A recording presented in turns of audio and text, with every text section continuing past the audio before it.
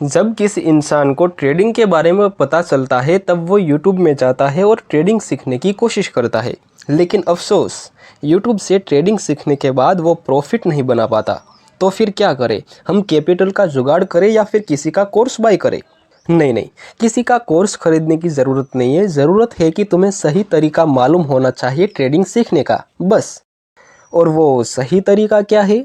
Video में बने रहे, सब पता चल जाएगा। सबसे पहला पॉइंट, अभी तुम्हारे पास कितने सोर्स है जहाँ से तुम ट्रेडिंग सीख सकते हो? पहला, तुम यूट्यूब में से सीख सकते हो। दूसरा, तुम किसी अच्छी बुक को पढ़ सकते हो जहाँ से तुम्हें ट्रेडिंग सीखने को मिले। तीसरा, तुम किसी कोर्स को बाय कर सकते हो। और चौथा, तुम किसी ऑफलाइन क्लासेस को ज्वाइन कर सकते हो। इसमें पहले दो तरीकों को हम कहते हैं सेल्फ लर्निंग, तुम अपने आप लर्निंग करते हो।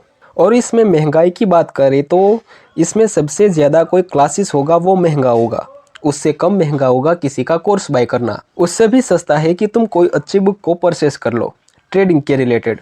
एंड सबसे सस्ता है यूट्यूब में से सीख लो। हमें लगता है कि यूट्यूब में हमें सब कुछ फ्री में सीखने को मिलता है, बट इसमें आपका बहुत सारा कीमती टाइम खर्च हो जाएगा।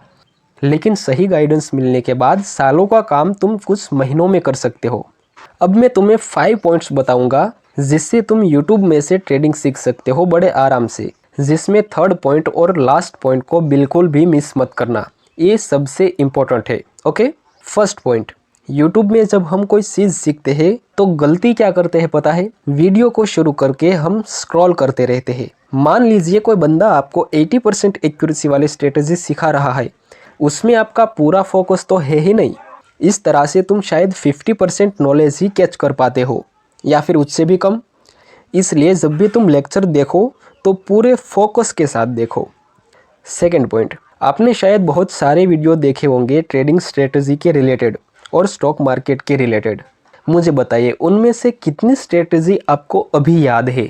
मान लीजिए आपने RSI के रिलेटेड कोई वीडियो देखा आज, क्या 1 महीने बाद आज देखी हुई वीडियो का नॉलेज आपको याद होगा? 1 महीने के बाद तो छोड़ो, आपको 15 दिन बाद भी शायद ही कुछ याद होगा।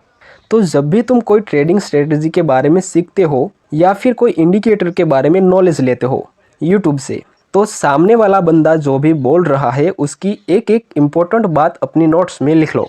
जैसे हम बचपन में नोट्स बनाते थे ना, सेम उसी तरह अब ट्रेडिंग की नोट्स बनाना शुरू कर दो। इसमें शुरुआत में तो ये काम काफ़ी बोरिंग लगेगा, लेकिन ट्रस्ट मी, ये एक छोटा सा काम आपकी ट्रेडिंग जर्नी में बहुत बड़ा इम्पैक्ट ला सकता है। थर्ड पॉइंट और सबसे ज़्यादा इम्पोर्टेंट, मुझे बताइए आपने कितनी बार ऐसा किया है कि तुम कोई स्ट्रेटजी सीखते हो उसके बाद उसकी बैक टेस्ट की हो? एक बार भी नहीं, राइट? या तो आप दूसरे वीडियोस देखने लगोगे या फिर स्ट्रेटजी सीखने के बाद रियल मनी से ट्रेडिंग करने लगोगे।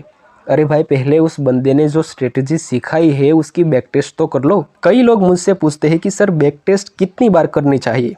उसका क्लियर कट आंसर यही है कि जितनी ज़्यादा बैक टेस्ट हो सके उतनी ज़्यादा करो।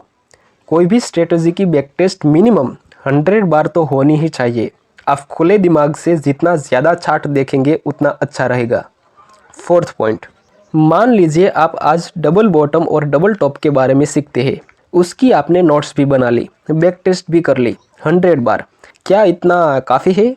नहीं, मैं तुम्हें थोड़ा ज़्यादा होमवर्क देना चाहता हूँ। जब तुम बैक टेस्ट करते हो ना तो उसकी भी एक नोट्स बना लो।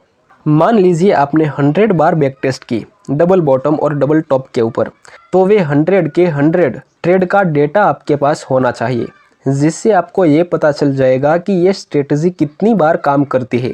मान लीजिए कि 100 में से 70 बार आप प्रॉफिट बनाते हैं और 30 बार लॉस करते हो। वो सब आपकी नोट्स में होना चाहिए कि कितनी बार प्रॉफिट हुआ और कितनी बार लॉस। अब लास्ट पॉइंट, इस पॉइंट पे काम करे बिना कोई भी ट्रेडिंग से प्रॉफिट नहीं बना सकता, और वो है risk management, discipline and psychology. इस पे तुम्हें काम करना ही पड़ेगा।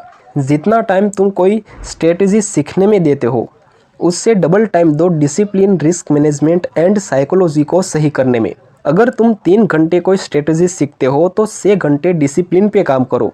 अब आप कहेंगे कि सर ये तो बहुत ज़्यादा काम है, इतना सब कुछ करना पड़ेगा हमें ट्रेडर बनने के लिए? Answer is yes.